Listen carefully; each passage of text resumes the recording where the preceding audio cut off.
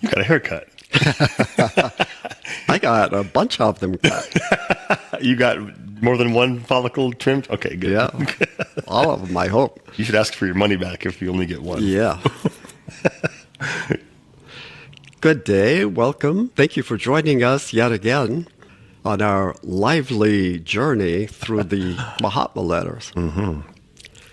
We need to talk. Ooh, okay. Let's talk. Well, your friend, our friend, Alfred Percy Sinnett, is in a pickle.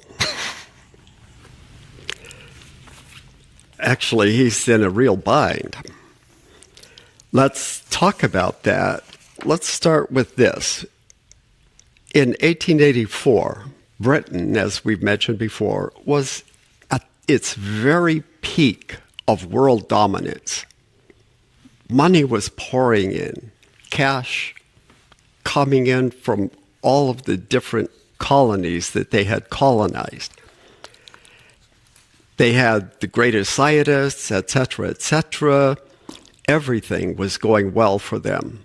Little did they know that within 10 years, that would start changing.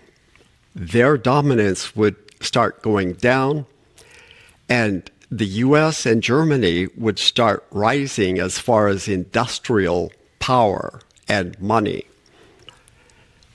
They didn't see that coming at the time in 1884, so keep that in mind.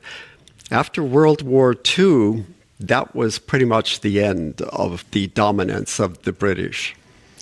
And that's when the US went sky high. Right now, guess what? We're at the end of World War II as far as the US dominance is concerned. We're on our way out. And most people are unaware of that. Just a prediction. So that was the state of Britain. Now, Sinnett, remember, had taken his severance pay in, I believe, November of 1882. So that was the end of his income. We're now in 1884. He's had no income since then. He had a lot of money, approximately $1.6 million in today's money, but guess what? That was going down rapidly. For the first 6 or 8 months, he lived in a house that belonged to one of the family members. Then in January of 1884, he and his wife moved into a very nice townhouse on Ladbroke Gardens, number 7 Ladbroke Gardens, a very nice area of London, near Kensington, but it's actually part of Notting Hill, which at the time attracted a lot of theosophists. People who became prominent theosophists often lived in that area of London. So he rented a townhouse. We'll show the picture. 5 stories, including a basement that had window wells, so it had some daylight. But it had servants' quarters on the top level. And a house that big required a lot of expenses. So they would have to have hired between 3 and 5 servants just to help them operate that house. And especially if they had guests, then it required even more servants to take care of the guests. So money was just flowing out rapidly. But here's the thing, too. Sinnett had never been part of London society. He came up the hard way. He didn't have money from family. He didn't have prestige from any other source. The first notice he had at all was when he became editor of the Daily Mail in Hong Kong. And a few people paid attention, but Hong Kong was nothing like being an editor of a major paper in India. The paper, The Pioneer in India, was basically almost an official organ of the British government. It wasn't technically that, but it was treated that way because they worked hand in hand with the British government. Remember, every time Sinnett went to Shimla for the hot season, which is where all of the government officials went also, he had a big expense account that paid all his way. So he could afford a house in Allahabad year-round, plus rent a house in Shimla during the hot season, all paid for by his employer.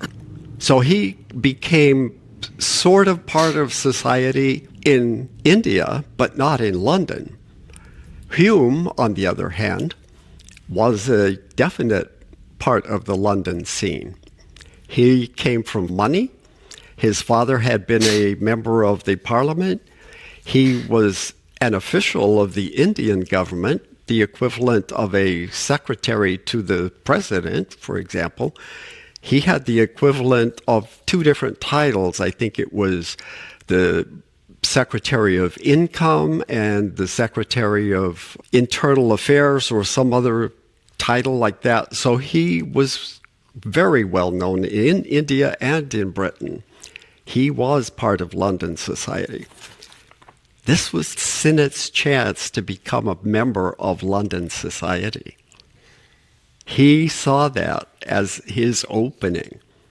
So keep that in mind. This is very important. I don't think anyone has ever pointed this out before. He rented a very expensive townhouse because he was becoming someone. He was becoming well-known in London now, and they were thronging to hear him lecture and to hear his experiences with these mysterious Mahatmas. So he thought, on the rise. But we're going to see whether or not that worked out. By the way, this townhouse that he rented on a street called Ladbroke Gardens, it's actually two sections. And in between the section is the private park that is only used by the inhabitants of these 35 townhouses, not open to the public, a private park. So not only did each one have a small private garden, they had this lush private park that they could go to anytime. So he was living very high and expending money hand over fist. Everything was going fine until this whole brouhaha with the election, when the Mahatmas interfered, which really annoyed him. And then when they announced that Alcott was coming to town to straighten things out, he was really annoyed at that. That really irked him. So he was not happy. And then the other problem was Mrs. Kingsford. Here, she was the one stirring up things. If it weren't for her, he would have had everything in his hands. But she was stirring up things. C.C. Massey was helping her stir up things. And the Mahatmas are now on her side. And he's beside himself. He's like, my chances are going down the drain here. I need to protect myself. So he's in a real spot. In fact, he was so upset that after the election, he and his wife and child, Denny, decided to take some time off, and they went to Hastings, to a seaside resort on the English Channel, to get away for a while. So, yeah, things are rough. All this time, Hume had stayed quiet behind the scenes. He had stirred things up over the last 2 years. Remember what K.H. had predicted? In 1882, Hume, remember, did his 42-day program to become an adept, to gain some sort of psychic power. And apparently it worked to some extent. He became somewhat clairvoyant.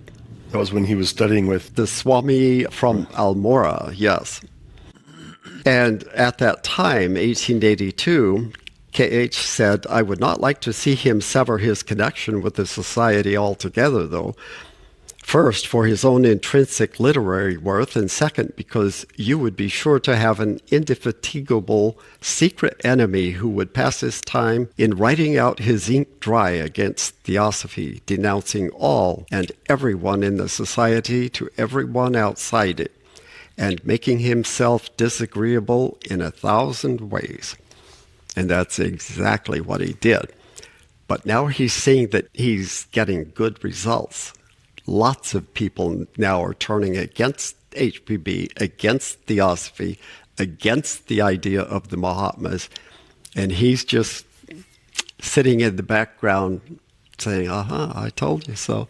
I told you so. You could have cooperated with me and everything would have been fine. So that's the state of affairs. And now, to top things off, not only is Alcott there, but HPB has shown up unexpectedly. Made her grand appearance. So you can imagine Sinnett's state of mind right now. If it was a cartoon, you would see the steam coming off of him.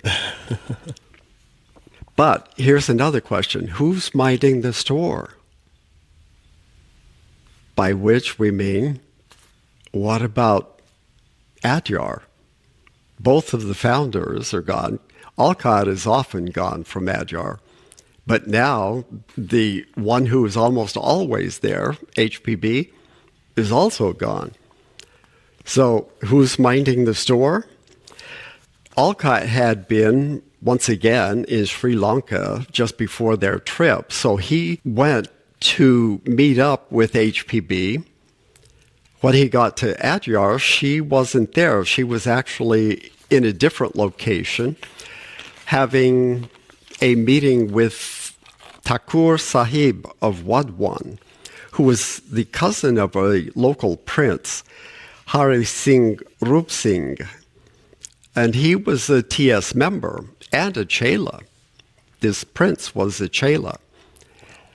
And he had a fair amount of money. I don't know how wealthy he was, but he had obviously prestige and had some money. So she was away visiting him, and so Alcott went ahead and set up a managing committee for Adyar in their absence, because they didn't know how long they were going to be gone. They had a regular council, and I don't know all the members of it, but they were local members, mostly, I believe, Asians. They had that council, and to that they added 2 more members who were theosophists. One was Franz Hartmann, who we will hear about again. He had only recently joined the TS. And the other one was George Lane Fox, again, a very recent recruit to theosophy. He was an industrial engineer. One was German, and the other was English. And we'll hear more about that later. So those were the people in charge, plus 2 more. Damodar, who wasn't officially part of this committee, but he was still there, and he was the only normal resident who was still there. And the other one was Alex Coulomb, who was appointed a member of this management committee. He and his wife, Emma Coulomb, who was English. Alex Coulomb was French and was a handyman. Emma Coulomb, his wife, was the housekeeper for the compound. And she was a busybody. We'll learn more about the Coulombs in the future. So these are the people, just to set the stage here, because guess what? We're getting to the climax of this entire story. It's building right now to the climax that's going to cause ripples, to put it mildly. One little side note. On the night of the election, April 7th, Alcott had given a speech at some point during the proceedings, and several people saw the astral form of Moria appear just for a second And among those people were Mohini, Mary Gebhardt, HPB, and Alcott. 4 people saw the astral form of Moria, and the ones who hadn't seen that before recognized it from his portrait, and they were obviously all 4 somewhat clairvoyant. Sinnett, notably, did not notice anything. Now, there's one more person that is going to become very involved, and that's Laura Carter Holloway. I'm going to have Paul read a letter from HPB to Mrs. Holloway. Before we do that, Hume is not involved in this society at this point. He's stepped completely out at this point. He has retreated. He's still sending letters periodically to the Mahatmas, and they once in a while apparently responded, but Sinnett has nothing to do with him. Mm-hmm. And he's just basically biding his time because everything is going exactly the way he wants it. But he wouldn't have been at the meetings nor at the election. No. He stayed in Shimla the entire time. He's just thousands of miles away watching everything. Mm-hmm. But he's manipulating the people by writing his ink dry. All right, this letter from HPB was in April 24th, so after the election, and she was back in Paris at this point. So she wrote this letter to Mrs. Holloway in America. Mrs. Holloway is an American from Kentucky, but she's living, I believe, in New York City. Dear sister, I received from my old friend Judge your letter given by you to him, and have delayed replying until I should have received your other one sent to India before his departure from New York. So W.Q. Judge has or will soon be leaving New York City, and he's on his way to India via London. So he hasn't arrived yet. I told him to tell you that you were not mistaken, and that what I learned from him and your letters was not only real, but also interesting to even me, who have seen so many mysterious things. So she's somebody that caught their attention, unknown to herself. She heard about theosophy, I guess, from W.Q. Judge, and was very intrigued. She was clairvoyant. She was somewhat of a medium, and yet again, they were looking for someone to replace HPB. There are many things I could tell you, but cannot write them. But in looking up to the Mahatmas and aspiring to be their disciple, you will have the surest guides and the greater safety. Quote, for those who know the truth of all things will teach you. I am not permitted to reveal all that I know, nor could I discover. Time and your own powers will reveal all to you. Meanwhile, you'll be receiving from Judge what proofs he can give you. And I trust the time is not far distant when you will be engaged also in the grand work of benefiting humanity by forwarding the theosophical movement. Oh. Now, this had been typewritten, the first typewritten letter that we find among all of these. And then HPB added a short note. I will remain in Paris until July or later. I will be happy to see you, which may easily happen if you come to England in May. For then you can cross over here and go to India with WQJ. Believe me, dear Mrs. Holloway, yours sincerely and fraternally, H.P. Blavatsky. So Judge had not arrived, and she later arrived. I don't know if they came on the same ship or not, but she did go to London, and we'll hear more about her. Now we're going to read another letter to Laura Holloway. The first one was in April. Now we're in mid-July. And this one is from KH. Now, when Mrs. Holloway came to London, she stayed with Sinnett. And he was excited because he had for years been looking for a way to get rid of HPB. And when he found out she was clairvoyant, he's like, this is it. I can use her to communicate with KH and get rid of the old lady. And so he was actually doing mesmerism, or what we would call hypnosis, to put her in a trance. And she was very amenable to fall into a trance, and she would come up with communications. He was absolutely convinced that these were communications from KH.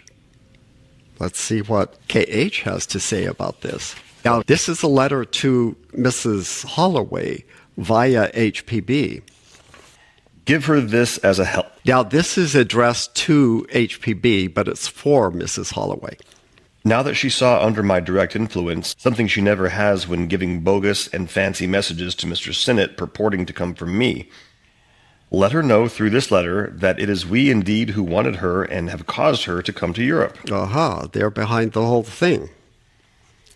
It is Darbagiri Nath again and 2 others who were commissioned to set her writing her book.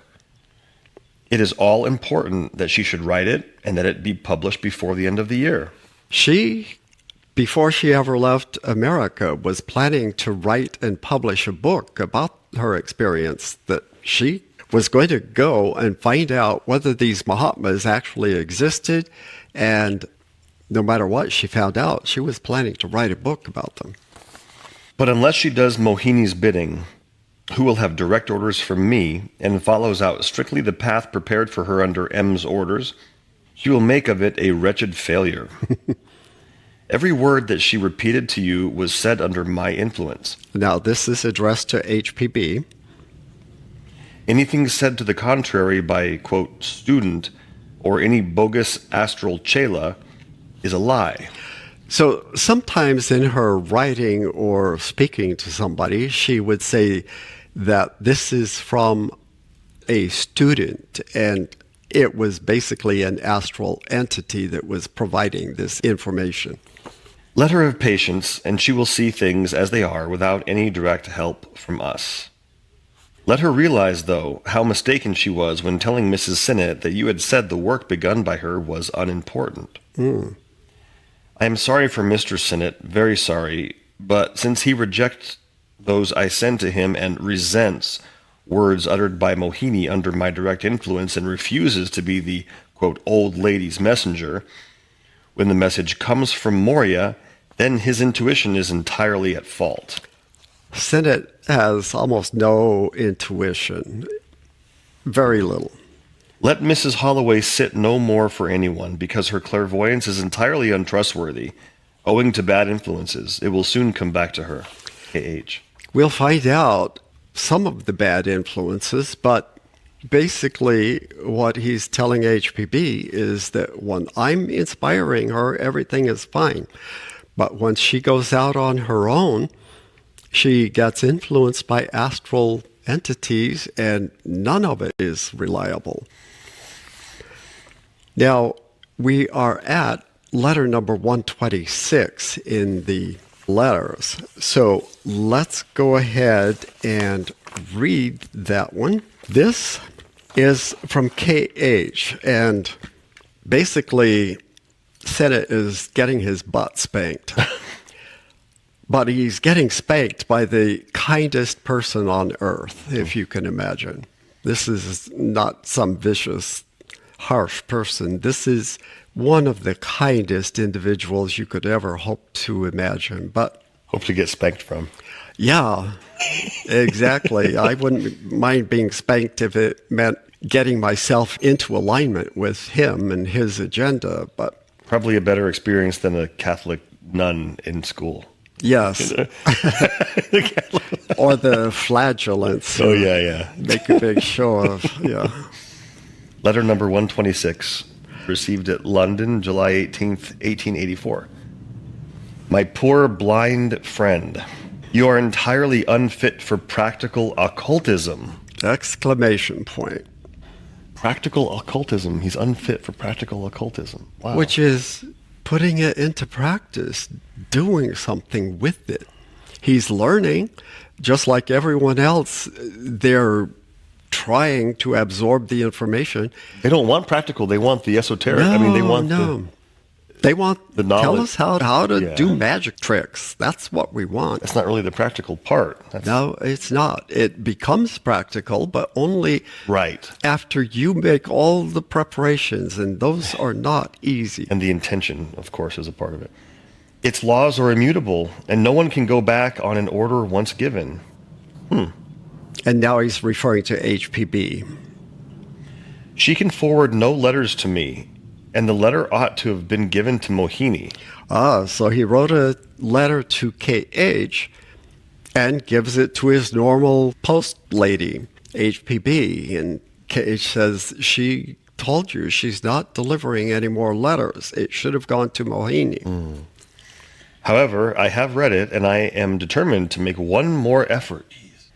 The last that I am permitted, oh my gosh, to open your inner intuition. Wow. The last opportunity I am permitted to open your intuition. He's been at the edge of his limit for a while with Sinnett. He's kind of alluded to this. Now this actually is it. He's Yes. said this, he's alluded to this before. And we've seen this before. They Yes. start warning Yes. people far ahead of time. He's been warned for at least a year now. And he just blithely goes on and does things the same way. If I had a chance to have my inner intuition open, I would drop everything. How is that not the most amazing opportunity in the world, really? How can anything be more important than that? Well, That's crazy. that's why it was so important to show what was important to Sinnett at the time. And that was to become part of London society. He's got a very different plan in his mind from what KH has. Just the fact of potentially losing the Masters, just that fact alone should be motivation for Sinnett. Just the fact that he might lose them. Who cares about the details, but losing them, how is that not important to keep them? But he obviously doesn't believe the warnings. Oh, okay, well, that's the, okay. Fern didn't believe the warnings. Okay, well, if Hume that's- didn't believe the warnings. If they don't believe it, then I guess, yeah, that makes sense. Okay. If my voice, the voice of one who has always been friendly to you in the human principle of his being, fails to reach you, as it often has, then our separation in the present and for all time to come becomes unavoidable. Oh, sad. It pains me for you, whose heart I read so well. Despite every protest and doubt of your purely intellectual nature, that of your cold Western reason. But my first duty is to my master. And let me tell you that duty for us is stronger than any friendship or even love.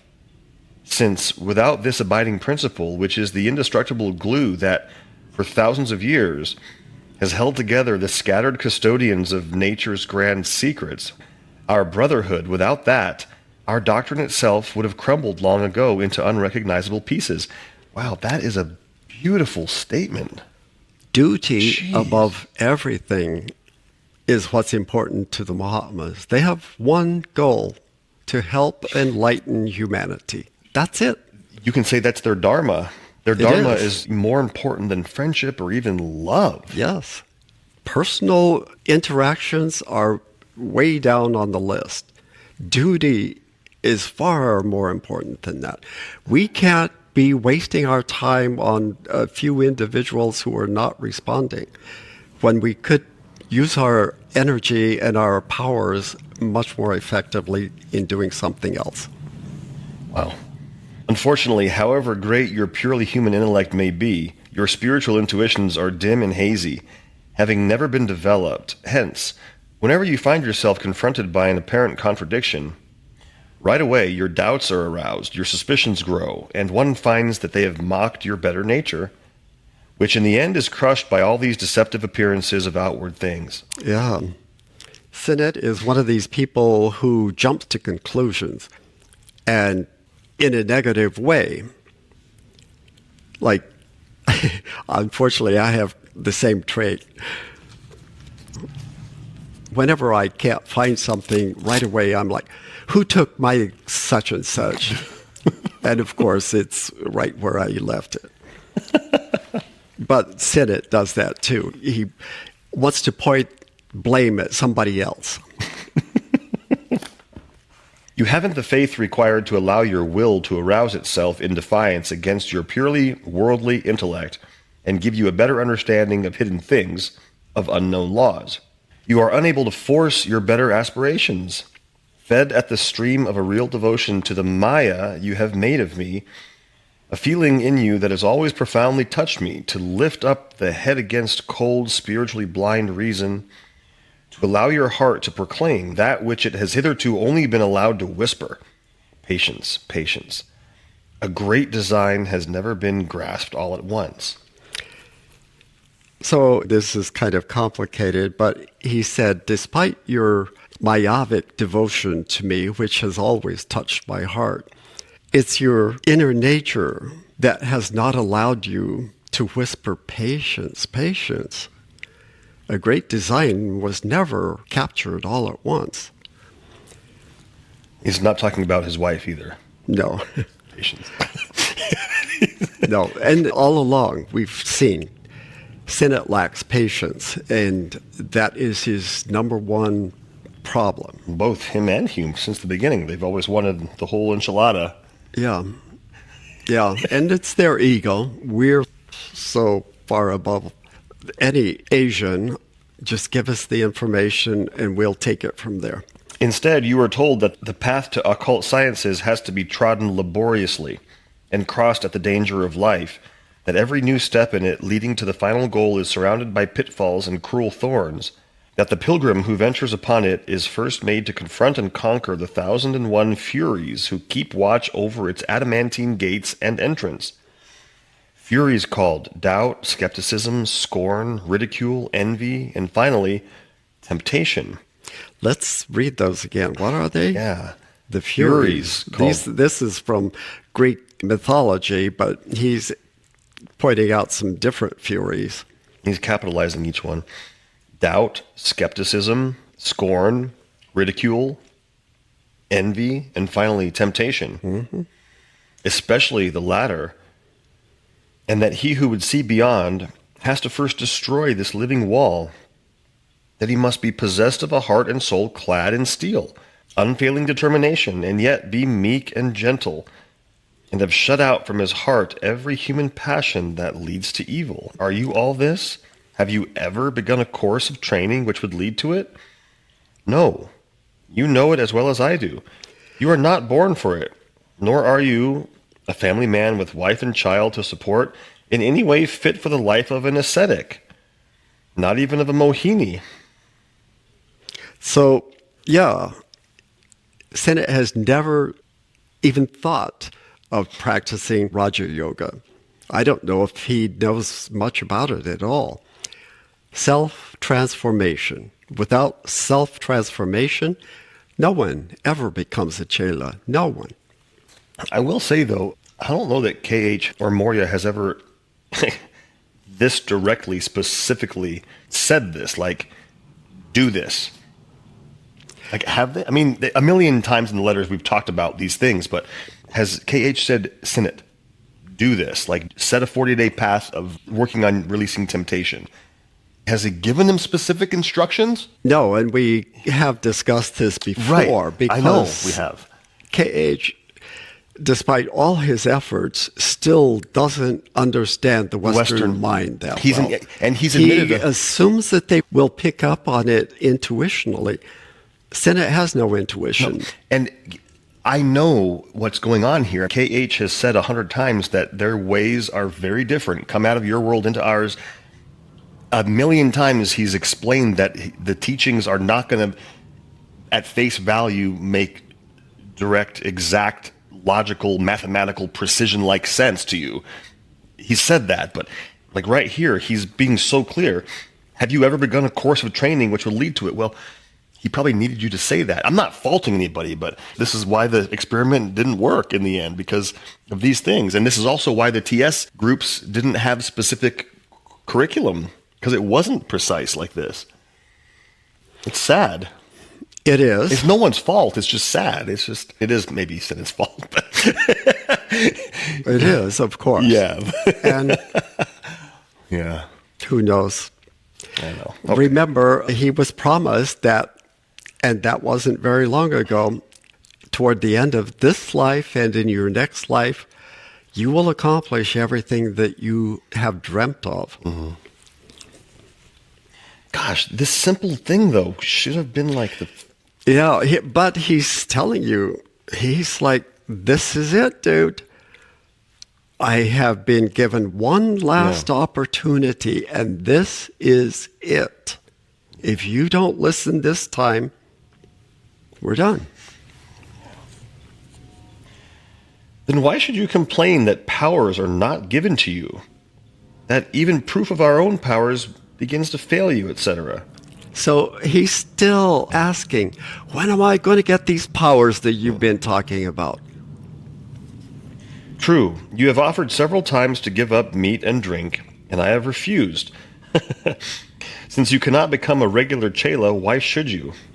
And this is what so many people think. Oh, if I become a vegetarian and don't drink and follow a few little rules, I'm a perfect candidate. No, you have to change your entire life. You have to change your emotions, the way you think. You have to gain control over your emotions. You have to leave behind all desires for anything worldly, any ego whatsoever. There's also a theosophical ego, by the way. And Sinnett has a very big theosophical ego. That doesn't work either. Get rid of that ego as well. I thought you had understood all of this long ago. Ah, there you go. That you had resigned yourself, satisfied to wait patiently for future developments and for my personal freedom. Now, remember, he's still not a full Mahatma, so he's operating under guidance of Maurya and the Mahachohan, and he doesn't get to make all of his own choices. Mm-hmm.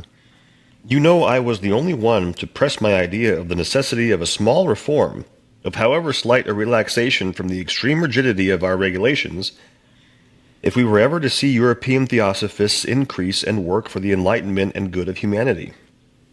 I failed in my attempt, as you know. Yeah.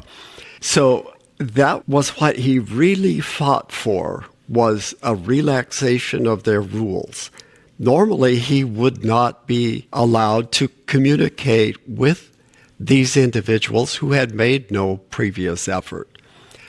So he said, please, unless we make some relaxation of the rules, we're never going to get through to them.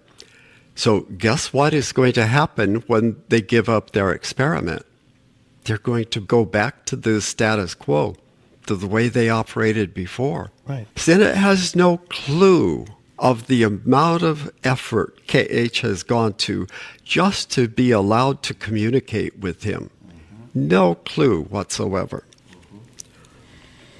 All I could obtain was to be allowed to communicate with a few, you foremost of all, since I had chosen you as the promoter of our doctrine that we had determined to give out to the world, to some extent at least. He had every opportunity, every possible opportunity went right over his head. I wish KH would choose another, do it again. Well, they will, but obviously they look out and see the state of affairs today and they're like, not ready yet. Unable to continue teaching regularly on account of my work, I was determined to resume it after my work had been done, and I had a few hours of leisure at my disposal. Leisure. Well, remember, he's mentioned this more than once, that he spends his entire day on his daily agenda because he's got work assigned to him to accomplish. And after that only was he allowed on his own time to continue this communication. Previously, that was part of his daily agenda. Now it's like, KH, you need to get back to work on your real job. And this has to take second position. So do that in your own time. And that's what he's doing now. Wow. Sinnett is just clueless. I was tied hand and foot when I made that attempt to let you have a paper of your own. I was not permitted to use any psychic powers in that matter. You know the results. Yeah, exactly. You know the results. Nevertheless, I would have succeeded even with the small means I had at my disposal, had it not been for the Ilbert Bill upheaval. That was the one about the Zemindars and the riots. If that hadn't blown up, we would have succeeded, but it did blow up. Have you ever given a thought or ever suspected the real reason of my failure? No, because you know nothing of the ins and outs of the work of karma, of the side blows of this terrible law. Notice in recent letters, he's been bringing this up a lot. Karma. You don't understand karma. You need to start working on that. But you do know that there was a time when you felt the most profound contempt for all of us of the dark races and regarded the Hindus as an inferior race. I will say no more. If you have any intuition, you will work out cause and effect and perhaps realize where the failure comes from. So even now, he hasn't grasped that. Mohini comes, K.H.'s chela and his mouthpiece comes to stay with him. Where does he put him? In the servants' quarters without any heat. That's where he puts him. Yeah. That is crazy. Then again, you had against you the command of our Supreme Chief, not to interfere with the natural growth of the London Lodge and the spiritual development of its members, especially with yours. You know that even to write to you occasionally has been permitted only as a special favor after the Phoenix failure. As to the exhibition of any psychic or occult powers, that was, and still is, entirely out of the question. Yeah, he's told him that how many times? Stop asking for powers. If you merit them, they will come automatically. But Sinnett has his own ideas. Do you think the masters actually can give someone the ability to have the siddhis, though? I didn't think they could. They technically could. Are they allowed to? No. Because if you receive something that you haven't earned on your own, you're going to misuse it, and then they engender karma. Well, I know that they have siddhis, which they can do things to us. Right. But I never thought about the fact, do they have the ability to give us our own siddhis? Absolutely. I didn't know that, because that's like, They could touch you and make you clairvoyant in an instant. Okay. I didn't. Well, remember, we've talked I know about... they can give us visions. I know they can give us things, but that's them doing it for us. I didn't know they could give us the power to have our own cities. I didn't know that. We have talked before about a man who lives not far from here who was struck by lightning many years ago. Immediately, he became clairvoyant. Right. It has not changed his life. It actually was a bit of a curse. So, no, that is not a blessing. It ends up being a curse, and it ends up being karma for the one who gave that to you. I guess in that respect, yes, they can lift the veil so we can see, yeah, that is true. Then again, you had against you the command of our Supreme Chief, not to interfere with the natural growth of the London Lodge and the spiritual development of its members, especially with yours. You felt astonished at the interference in the quarrel between the London Lodge and Kingsford? Yeah, he was really upset about that. And you still are unable to understand why we did this and that? Believe me, you will learn someday, when you know better, that it was all brought on by yourself. Karma. You also resent the apparent absurdity of entrusting H.S. Alcott with a mission you find him unfit for socially and intellectually, in London at any rate. Well, perhaps someday you will learn that you were just as wrong in this as in many other things. Coming results may teach you a better lesson. Sinnett and Hume always have thought Alcott was an ignorant fool, and they never changed their mind. They had no respect for him. And now to the latest development, to the proof that you were not, quote, unjustly treated, as you complain in your letter, though you have treated both Alcott and HPB in a very cruel way. Mm-hmm.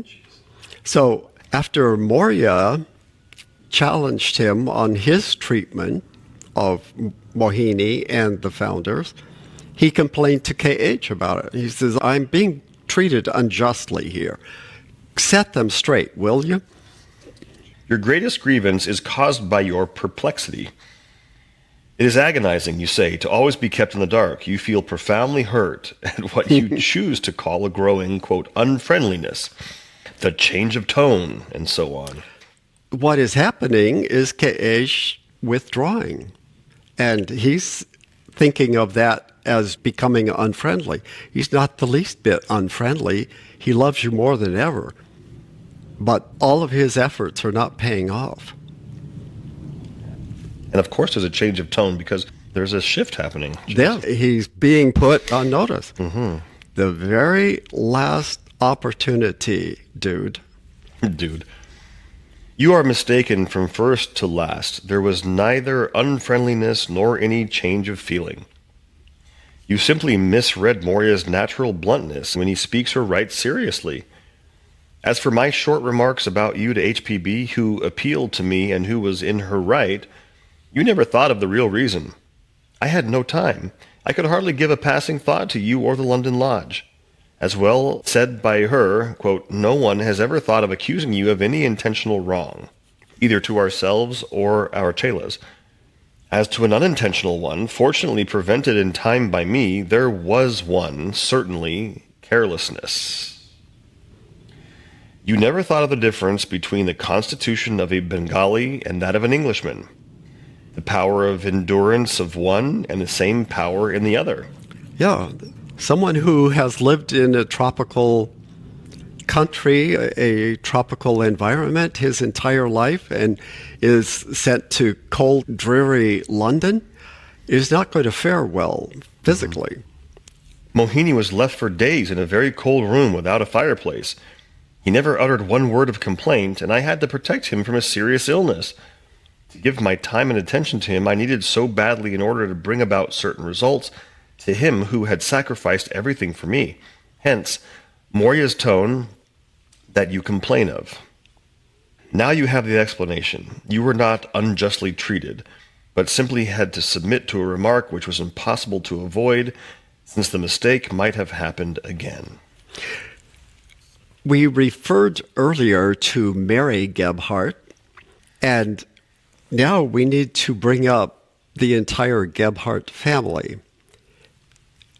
Gustav Gebhardt, the father, was well known in Germany. He had at one time been the German consul to Persia, but he was also an industrialist. He had manufacturing firms. He was wealthy, and he was well connected. They lived in Elberfeld, which is not too far from Cologne, and only about 10 miles from Dusseldorf. He was a man of industry, and they lived in what could really be considered a mansion. We'll show a picture of it on the screen here.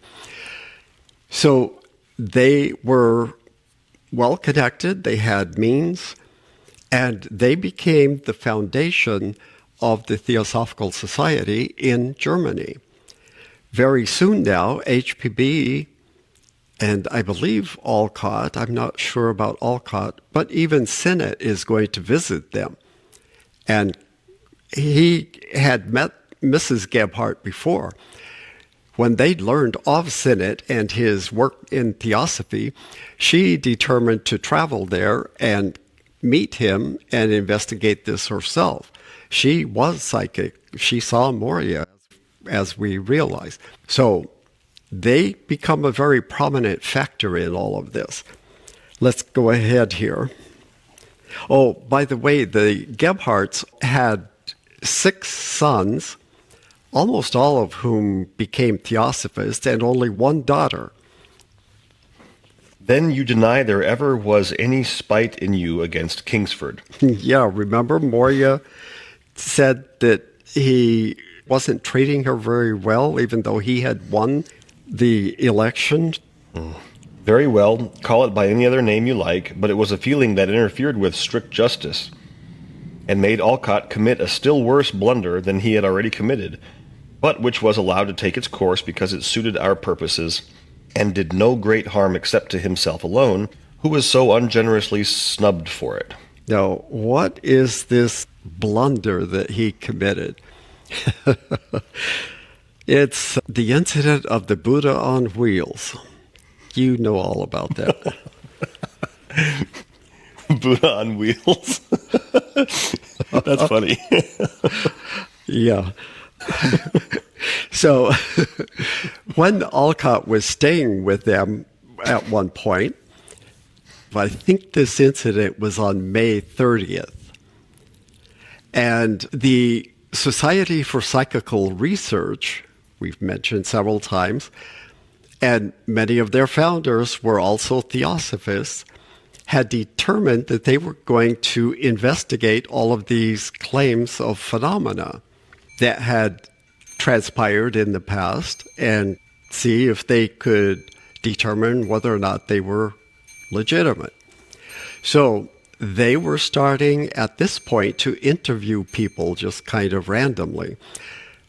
They called in Alcott, they called in Mohini, and they talked to HPB, and they were gathering information just kind of informally.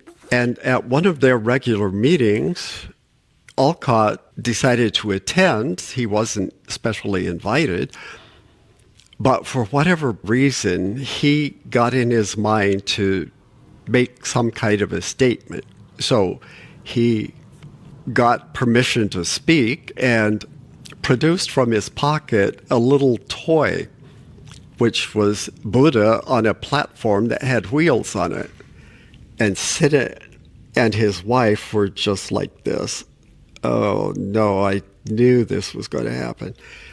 He made some dumb allusion or analogy using this Buddha on wheels. And I guess the English people were just kind of like, all right, don't disturb him. So that was the incident. According to Sinnett, HPB made a huge scene about it, insisted on bringing Alcott with her to their house afterwards and just lambasted him about it. Whether or not that actually happened, I don't know. Alcott never mentioned the incident. The Mahatmas never mentioned it. HPB never mentioned it. I think the drama was in Sinnett's and his wife's minds. Let's continue. You accuse him of having done mischief to your society, and perhaps irretrievably. What is the harm done? Yeah. KH didn't see any big problem with it, but Sinnett did. You are again mistaken. It is your nerves that made you write words to HPB I wish you had never uttered, for your own sake. Shall I prove to you, in one case at least, how utterly unjust you have been in suspecting either of them of having complained or told falsehoods to us about you? All right, so he's accusing HPB and Alcott of telling lies about Sinnett. It's the sign of an unstable person. Yes. Or a big ego.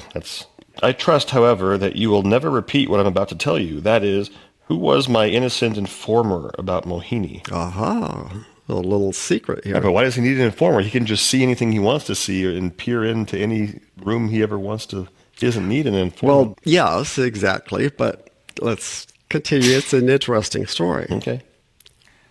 You are at liberty to verify it one day, but I would not have that most excellent woman made to feel uncomfortable on my account. It was Madame Gebhard, whom I had promised to visit subjectively. I saw her descending the stairs one morning when I was busy making Mohini impermeable. So she apparently was staying with the Sinnetts at the same time Mohini was. Okay. She had heard his teeth chatter, oh my gosh, as he was also coming down from the floor above. Basically the attic. She knew he was still in his little fireless room days after Alcott had gone, and when he might have been easily placed in the next room. She had stopped to wait for him, and as I looked into her, I heard the words pronounced mentally, "Well, well, if his master only knew." Ooh, oh my God. Yeah, so she only thought it. She didn't say anything. She said, oh, if KH only knew what was going on. Oh my gosh. Jeez. And then, stopping on the landing, she asked him if he would like some additional warm clothing and other kind words. His master knew, and had already remedied the evil, and knowing also that it was unintentional, felt no unfriendliness at the time, for he knows Europeans too well to expect more than they can give. That's funny. Yeah, and it's absolutely true. You can't expect someone to operate beyond their capacity. That's just how they do things. Sinnett wasn't intentionally being mean. No. He's just clueless. That's why so much racism is not necessarily intentional. It's how people grow up. It's terrible. It's not excusable, though. It's not excusable because it shows insensitivity and not being able to see clearly. It's just crazy because a little prompt could change them. A little, hey, wait a minute. Do you realize what you're... And Moria was pretty gentle with him before, but Sinnett took great offense at that. So now he's complaining, and now KH is giving him an even bigger lesson on it. Nor was it the only silent reproach I found addressed to you in Madame Gebhardt's heart, as in the minds of several others of your friends, and it is only right that you should know it, remembering that, like yourself, they judge nearly everything on appearance. That's all Europeans at the time, and still we're European extract. Yeah, we judge on appearances.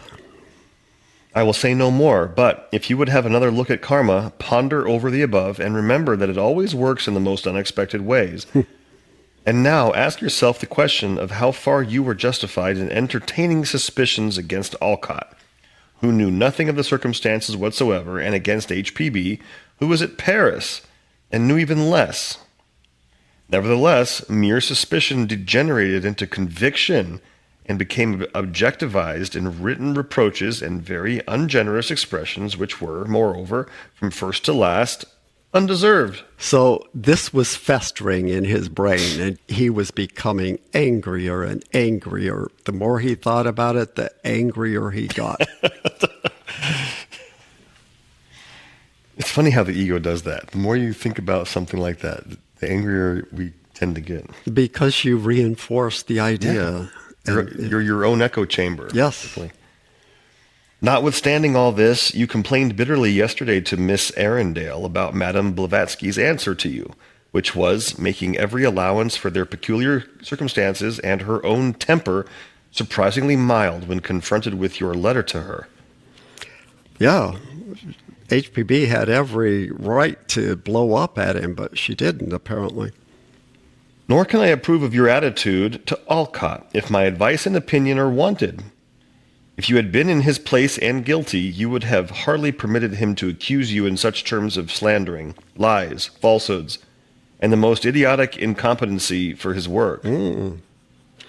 Yeah, he had no respect whatsoever for Alcott, knowing all the time that he was a beloved chela of the Mahatmas.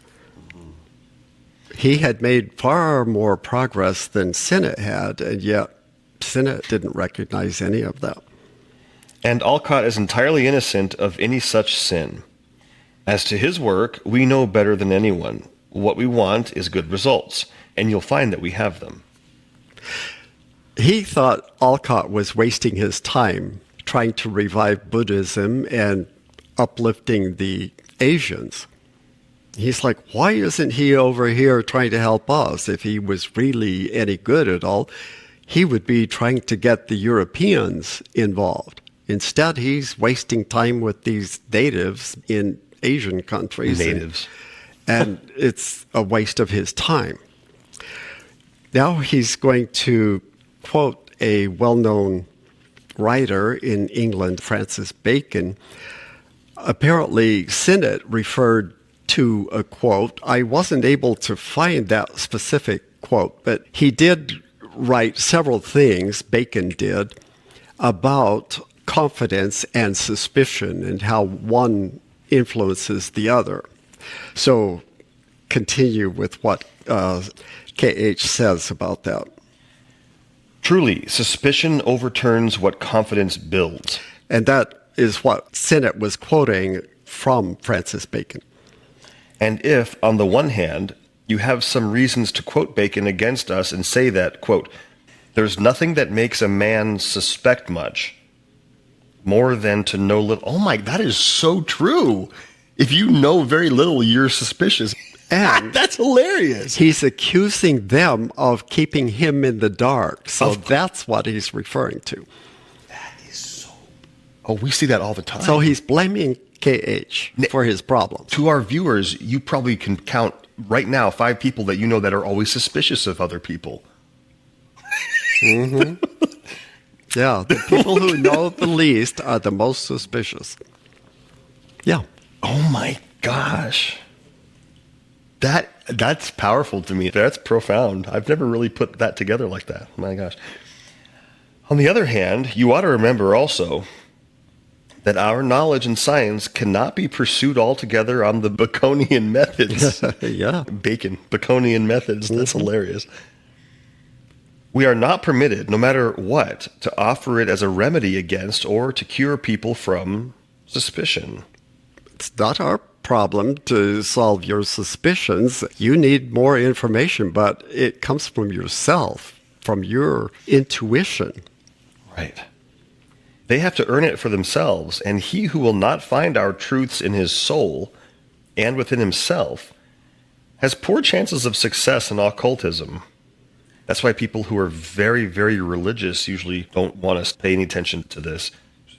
Religious people can, but it's a different conversation. No, most people want a simple solution.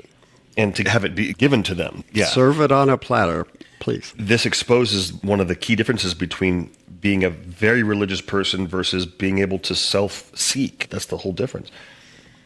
It is certainly not suspicion that will mend the situation, for suspicion is... And I think this is a quote from Robert Burns. A heavy armor, and with its own weight, impedes more than it protects. Wow. Yeah. So you're encased in something that instead of protecting you is preventing you from moving forward and from moving easily. Like think about a knight in a brand new armor suit, but the suit is way too heavy and like you can't restrictive. move. You can't even move your sword. It might protect you, but you can't do anything. So suspicion is a heavy armor, and with its own weight impedes more than it protects. Gosh, that's brilliant. Even though we're still talking in some allegories here, it's somehow much more direct and clear in this letter. Maybe because he knows it's like, this is the end. He's being very precise. Yeah. With this last remark, we may, I think, let this matter drop forever. Sad. You have brought suffering upon yourself, upon your lady, and many others, which was quite useless, and might have been avoided if you had only abstained from creating most of its causes yourself. Everything Miss Arundel told you was right and well said. You are yourself ruining that which you have so laboriously erected.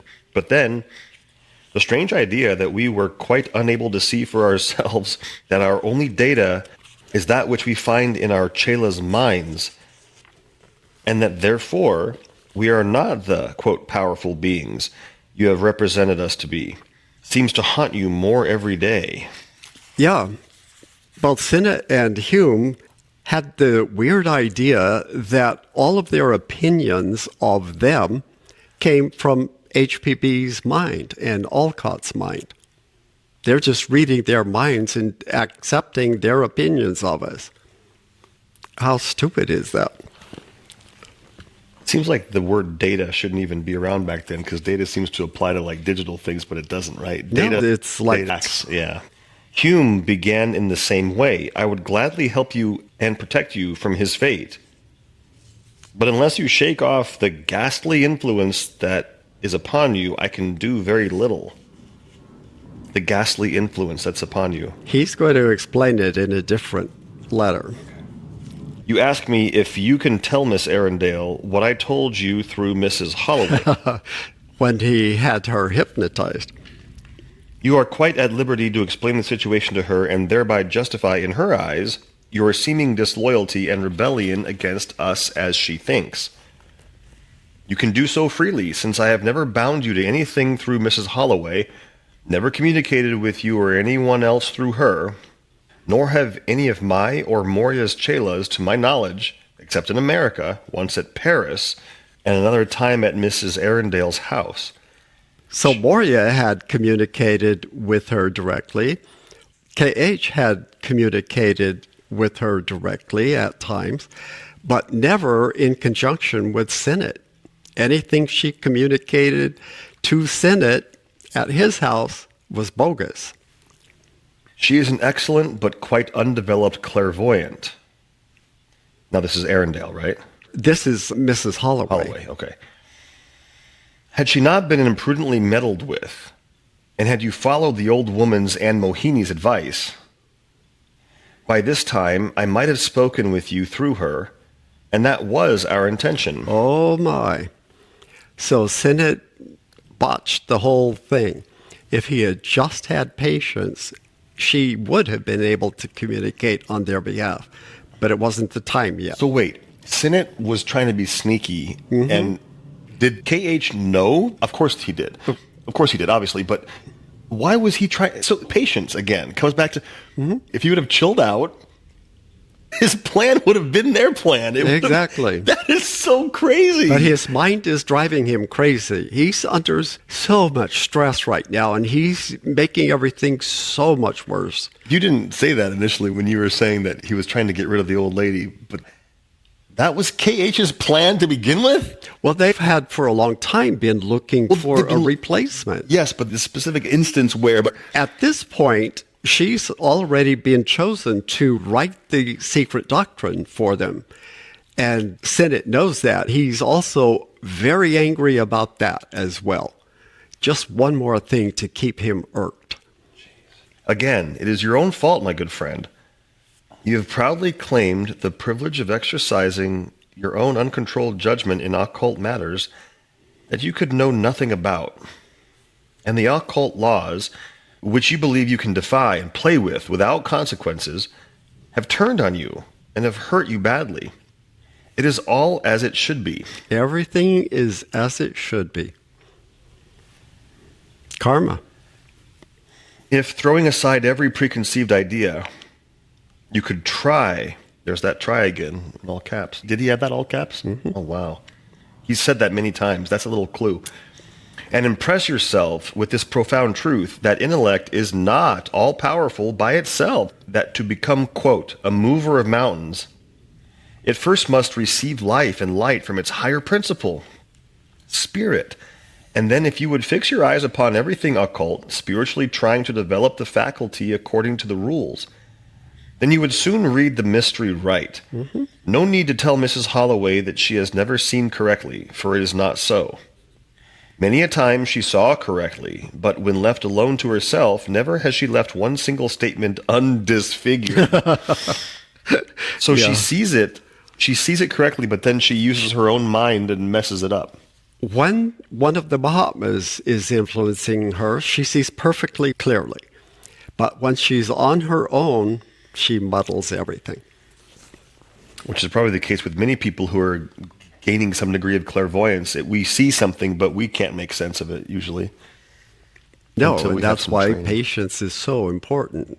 Rushing into a judgment is going to throw everything off. And now I have done. You have two roads before you. Oh, gosh. One leading through a very dreary path toward knowledge and truth. The other, but really, I must not influence your mind. Yeah. If you don't want to break with us altogether, then I would request not only that you be present at the meeting, but also to speak, as it will otherwise produce a very unfavorable impression. This I ask you to do for my sake and also for your own. Both Alcott and HPB are getting ready to leave London at this moment. And several of the members of the lodge had said, oh, let's have a meeting, a kind of appreciation meeting and send-off for them. And Sinnett was not in favor of that at all. He's like, I don't like either one of them, and I don't really want to participate in that. So that's what he's referring to. It would be good for you, and I would appreciate it as a personal favor. But whatever you do, let me advise you not to stop midway. It may prove disastrous to you. Remember the poem, the gateway that opens inward only And closes. and closes fast behind the neophyte. You can't half it. And after you make that choice, there's only one way. If you try to back up and get out, it's going to be disastrous for you. You can't unknow No, in these situations. You can't. So Sinnett is on the path, but he's making numerous mistakes. And he's failing. He is absolutely failing in every metric. So far, my friendship for you remains the same as ever, for we have never yet been ungrateful for services rendered. Yeah, the lodge did actually have a meeting, and Sinnett did speak, but in his autobiography, he said, my wife's diary says that I did not speak up to my normal high quality. He obviously had lots of resentment still, and he did not give his best speech that night. Even after reading this. Yeah. It's very frustrating. This is one of the most frustrating things about the Mahatma Letters, is to see the effort that went into it by both the Mahatmas, and especially K.H., who gave his life blood to it, and the reception. Resentment, anger, disrespect for the other agents that the Mahatmas sent to try to rescue him. Very, very frustrating. So, fortunately, we're going to have a little more of an upbeat session next time, but Sinnett did get spanked in this one, and rightfully so, because his occult development, his spiritual development, depends on everything he does from now on. It really is his last chance. So let's see what he does with it. And we'll do that in session number 82. So whatever you do, don't miss it. All right. Thank you for following along. We appreciate all of your views, all of your comments, and your loyalty to our webcast here.